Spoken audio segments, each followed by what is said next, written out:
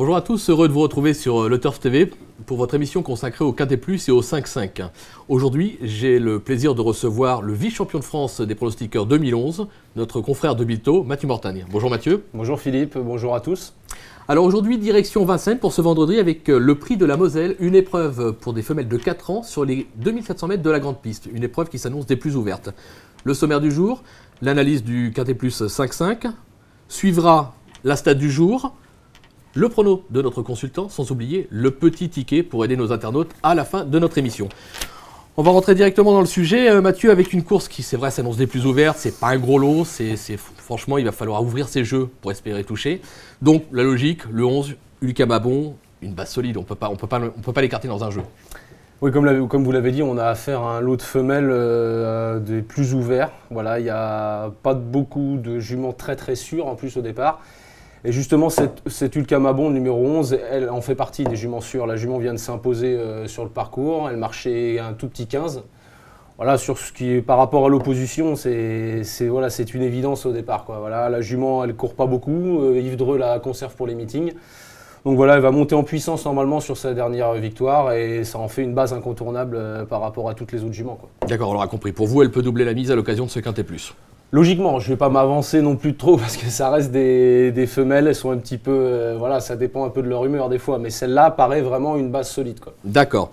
Derrière, on va mettre 3 chevaux qu'on pourra appeler incontournables, même si vous l'avez dit, il n'y a pas véritablement de grosses bases avant le coup. Avec le numéro 16, Urelis, le 8, Uturoa de Karanga et le numéro 1, Uria d'Egossé. Alors le 16, Urelis, qu'est-ce qu'on peut en dire?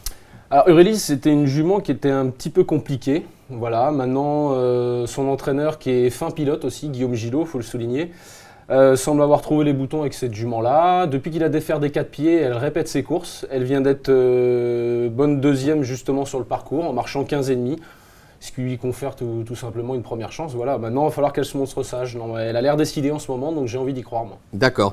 Derrière, alors le 8, Uturoa de Karanga, ça a trotté une 16,5 sur le parcours. La plupart des juments lisses ont trotté une 15. Ça vous inquiète pas?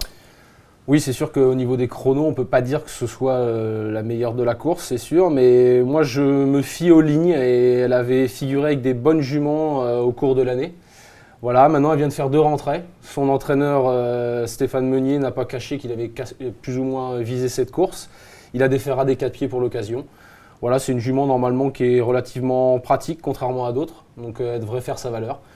Moi, je lui vois une bonne chance, peut-être pas pour la gagne, mais au moins pour les premières places, ça me paraît très bien. D'accord, donc sur la lancée, on la garde. Derrière, l'As, Uria d'Egossé, elle vient de conclure 3e sur ce parcours, déférer des postérieurs. Là aussi, ça semble être la confiance au sein de son entourage. Oui, effectivement, déférer des postérieurs, ce sera la première fois en plus pour elle. Donc c'est une jument qui a l'habitude de courir avec ses fers. Là, Gilles Delacour, là au mieux, sa jument, elle vient d'être 3e justement dans des lots à peu près similaires. Sur le parcours, elle marchait aussi 15,5, 15 et fractions, quoi.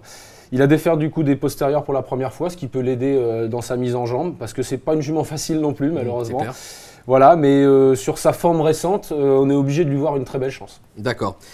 Derrière, alors c'est un peu votre découverte, le 14, une ADG, alors là aussi, une 17,6 sur le parcours. Bon, ça ne pousse pas à confiance à la base. De plus, elle reste délicate. Ah, celle-là, c'est un coup de poker, faut bien l'avouer. C'est une jument qu'on avait repérée avec son entraîneur Damien Héon en début de meeting cet hiver, justement sur la grande piste. Elle se montrait fautive, elle est très délicate au départ. Voilà, depuis, elle a remis les pendules à l'heure 2 fois à Cabourg, notamment battue une fois par une très bonne jument à Jean-Baptiste Bossuet, une Landemer, battue de rien à Cabourg. Bon, elle est peut-être un peu meilleure à droite, mais là, il lui a mis Dominique Lochneux au sulky. Et je me dis que Dominique Lochneux, avec ses chevaux-là un peu compliqués au départ, il est pas maladroit. Donc je me dis que s'il arrive à la partir, je pense qu'elle a la pointure d'une épreuve comme ça. D'accord. Donc je m'en méfie. On s'en méfie. Derrière, bon, on va conclure par quelques outsiders séduisants. On pense notamment au numéro 13, Uniedor, le 15, Una des fans et le 6, Unaka. Alors le 13, Uniedor, avant de vous laisser la parole, pardon. Une petite stat que m'ont confié nos confrères de Stato. Uniedor, c'est 80% de réussite sur le parcours. Certes, ça n'a jamais gagné, mais c'est quand même 8 fois sur 10 sur le parcours. Donc pareil, c'est une valeur sûre au moins sur le parcours.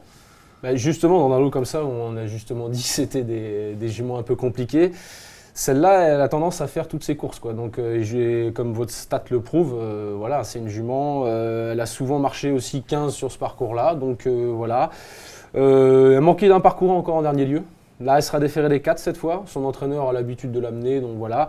C'est une jument qui patiente et qui va venir finir. Voilà, s'il y a des fautives, moi je pense qu'elle peut venir grappiller quelque chose pour finir. Hein. C'est vraiment un outsider séduisant. D'accord. Derrière le 15, Una des fans. Bon, peu de références sur la grande piste. C'est pas grave. Alors la jument, elle n'a pas couru depuis un bon mois, mais elle était 3e sur la petite piste en dernier lieu sur 2850 mètres. Elle était battue par Ustio-Fort, qui est une très bonne jument à Christian-Bijon. Tout à fait. Voilà, donc son entraîneur lui a laissé un peu de repos, l'a laissé souffler un petit peu. Elle arrive avec de la fraîcheur sur cette course-là. C'est pas une jument qui a une grosse marge avant le coup, mais elle est plutôt pratique, elle fait ses courses. Donc c'est pareil, elle a un peu le même profil qu'une d'Or, le numéro 13. Donc j'ai gardé aussi. D'accord. Et pour conclure, le numéro 6, Unaka, alors qui reste sur 2 disqualifications. Là c'est pareil, c'est guère encourageant, mais bon, de toute façon il faut bien en trouver 8. Donc, Unaka, tout simplement, quand elle est au trot, elle est capable de devancer des Uriah Dégossé ou rivaliser avec des qualité quand même. Oui, donc c'était un peu mon problème. Je l'ai mise qu'en 6, qu'en 8. La logique, ça aurait été de la mettre plus haut.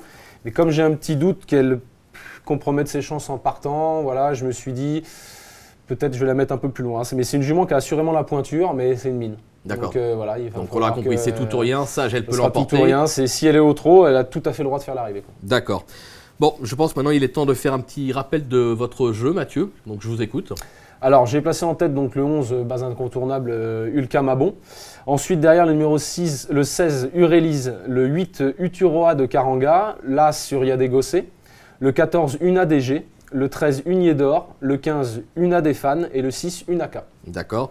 Bon, concernant votre ticket tout fait, on l'a bien compris, c'est une course des plus ouvertes, donc on ne va pas se mouiller entre guillemets, on va faire un champ total.